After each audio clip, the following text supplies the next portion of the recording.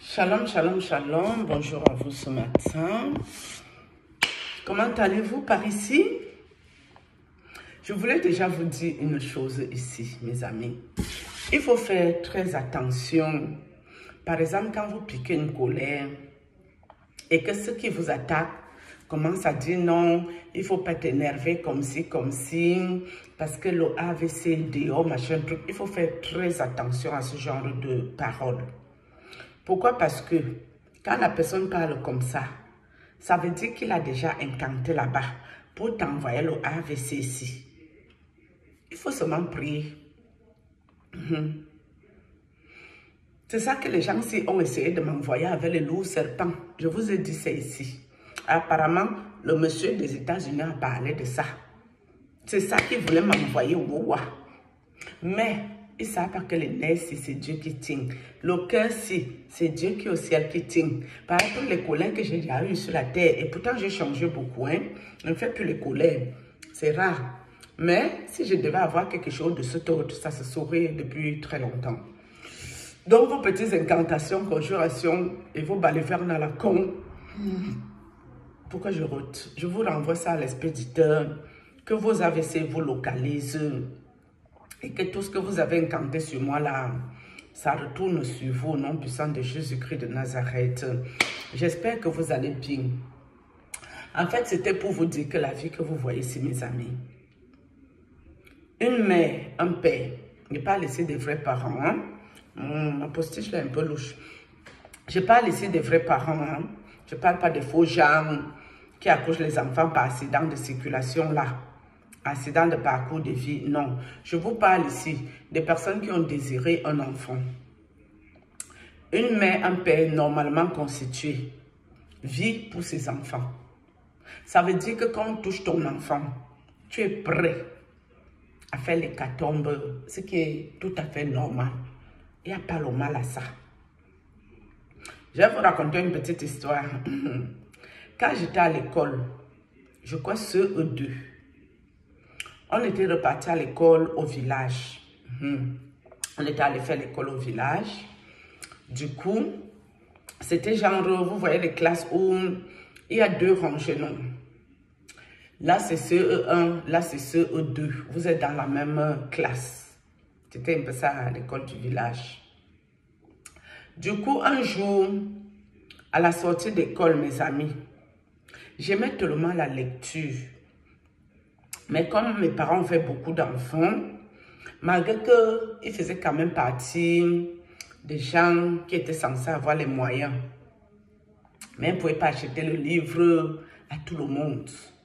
Donc, ils ne pouvaient pas acheter le livre de mathématiques, de français, de lecture, de toutes ces affaires, non. Ils pouvaient acheter 1 ou 2 livres, mais pas tout. Et cette année-là, je n'avais pas eu le livre de lecture, alors que mon goût, c'était la lecture. Le français, tout ça là. Quand l'école est finie, mes amis, j'ai volé le livre d'autrui. J'avais chippé pour lire. Je n'avais pas chippé pour garder ça. J'avais volé le livre pour aller lire, non. Comme la lecture était tellement bien. Donc, je me disais, quand je vais rentrer, je vais rester comme ça dans la chambre, dans la lecture, lire un peu tout le livre. Et comme ça, peut-être le lendemain, je vais encore reprendre le livre là, aller déposer ça là-bas dans la salle de classe. Mais pareil qu'on m'avait vu, donc on m'avait attrapé dans le vol du livre d'autrui, j'avais chippé ça. Mais ce n'était pas pour garder. Toi que je t'avais volé ton livre en Tucson, si tu te souviens de l'affaire ci, le banditisme que j'avais fait ci, mon ami, pardon, appelle-moi, je vais te rembourser le livre 6 fois 100, si tu veux. Mais où je vais en venir, c'est que une mère qui aime son enfant, mes amis, j'ai volé le livre, je suis allée cacher en bas de l'oreiller dans la chambre. Mais comme on m'avait capable, on m'a attrapé ici.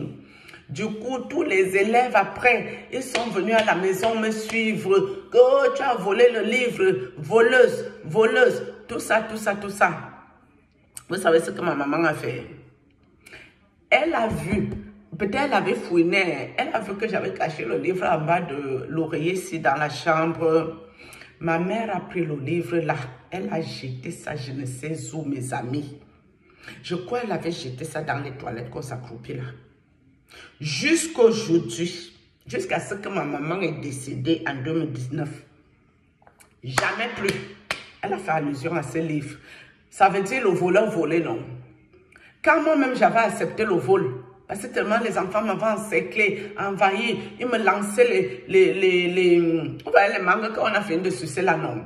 Ils étaient remplis derrière moi, waouh, oh voleuse, rembourse le livre, tu as volé. On me lançait les pots de banane, on me lançait les cailloux, les derrière de la mangue qu'on a déjà sucé et tout. J'ai dit ok, je m'en vais chercher le livre. Quand je n'ai pas fouiné, il n'y a plus le livre, mes amis. Ma mère avait pris le livre, elle a jeté ça bien. Et ma mère a dit que moi, je n'ai jamais volé le livre-ci. Mes amis, j'étais dépassée.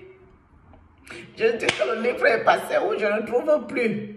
Ma mère a jeté le livre là-haut.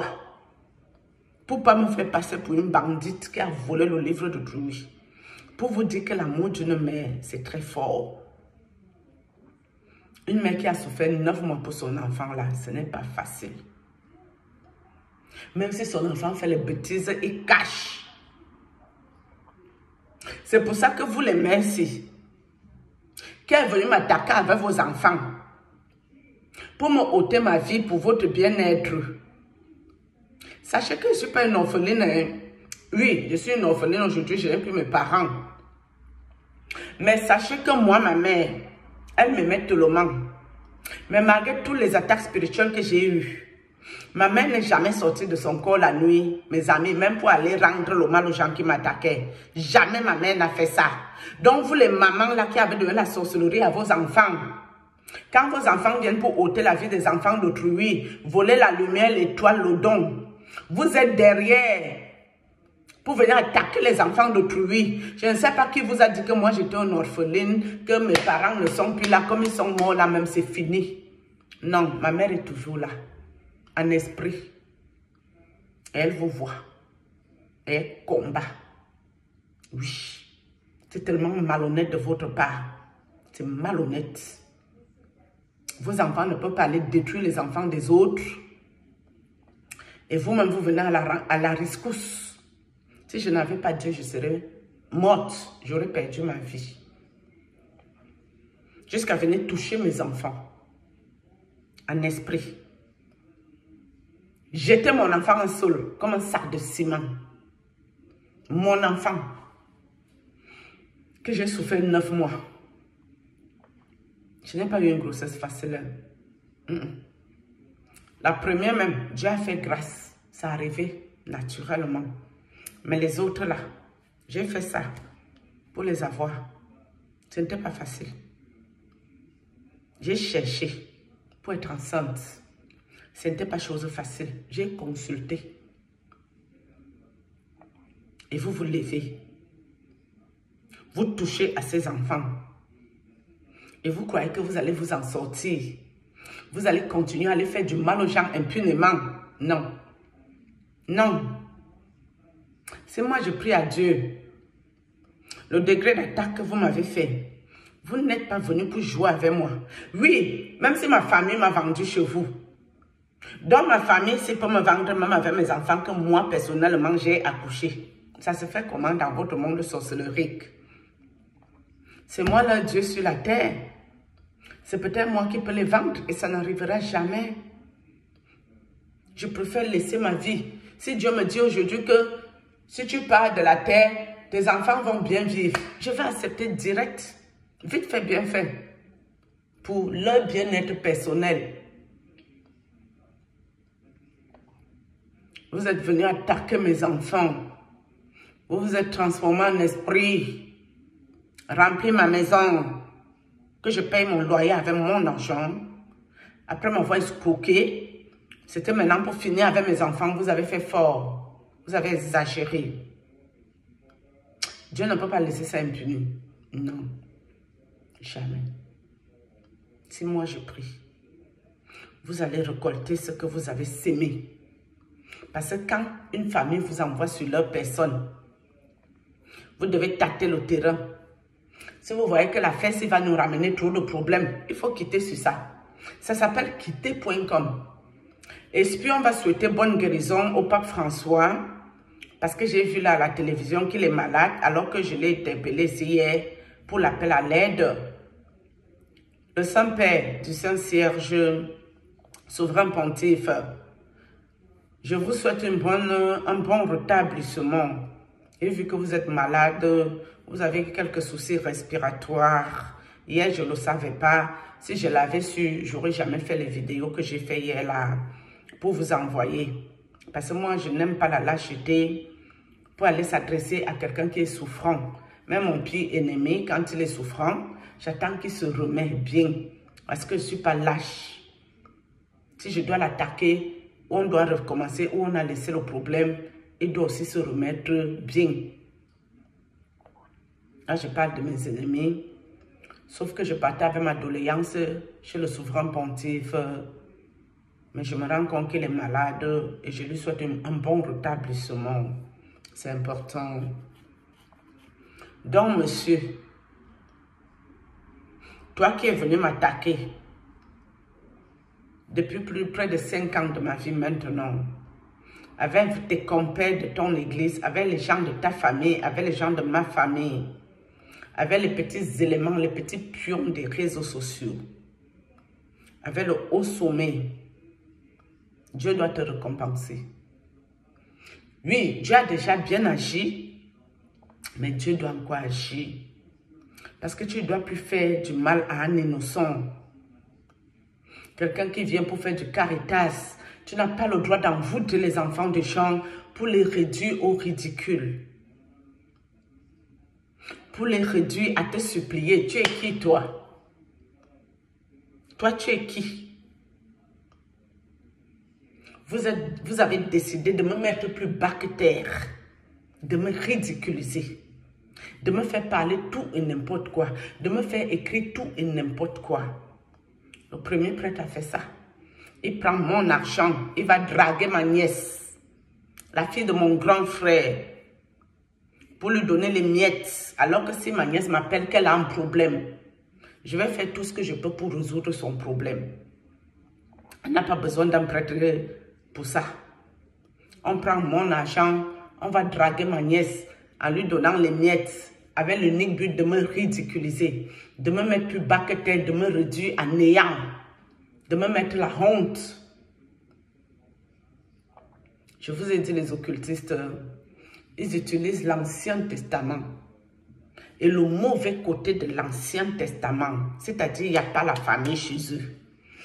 Un enfant est capable d'aller coucher sa mère parce qu'il veut s'élever dans la société. Un enfant est capable de coucher sa soeur, même sang, parce qu'il doit s'élever dans la société. Un homme est capable de coucher son propre enfant parce qu'il doit s'élever. Ça, c'est l'occultisme, ça. Oui. Alors qu'en temps normal, la parenté, la consanguinité, on ne doit pas faire ces choses-là ensemble. Mais chez eux, ça n'existe pas. Même vous qui allez accoucher les enfants avec ces personnes, vous êtes dans les problèmes. Ces personnes n'ont pas d'amis, ils n'ont rien. Que tu sois sa femme, son enfant, les membres de ces églises à la con, vous êtes du bétail. Au même titre que les chèvres, les brebis, les poulets, les poules pondeuses. Au même titre que les vaches à lait, c'est ce que vous êtes pour eux. Maintenant, vous qui voulez rester dedans, bon pied la route. Moi, je suis dans mon combat. Et puis, on avance.